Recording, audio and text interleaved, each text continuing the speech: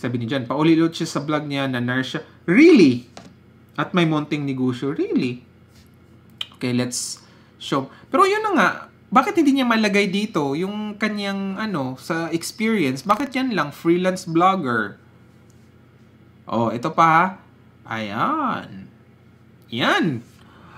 May pabuya po kami sa mga graduate ng Don Carlos Eslanting College sa Quezon City. 2008 daw siya.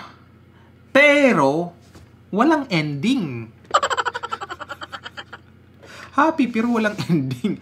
So, ibig bang sabihin nito ay bumibingo tayo doon sa ating ni-research?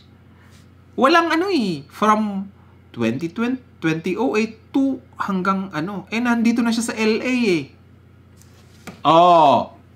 So, bumingo yung mga nagsabi na hindi siya nurse. Nagas yung point ko mga kaloys? Imposible naman 2008 tapos 2009 nasa LA na siya. Natapos ba niya ang kanyang nursing? Hindi.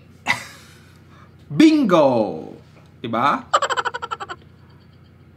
Hindi rin niya natapos ang kanyang bachelor's degree in Communications and Media Studies sa University of the East 1999. Kasi nga, di ba, baka najuntis siya dito. Baka nabuntis siya dito. Kasi nga, kung titingnan mo, ilang years ago ito, 25. Di ba yung mga anak niya, halos ganun din ang edad.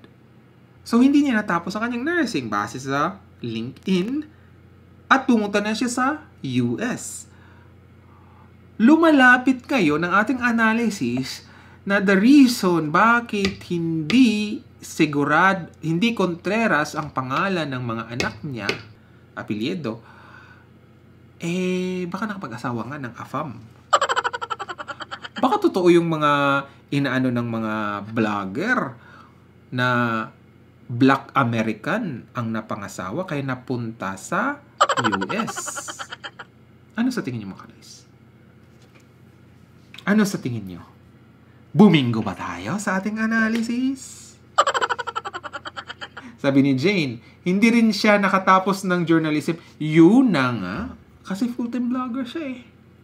Bread and butter niya ang YouTube. Aminin mo, Maharlika.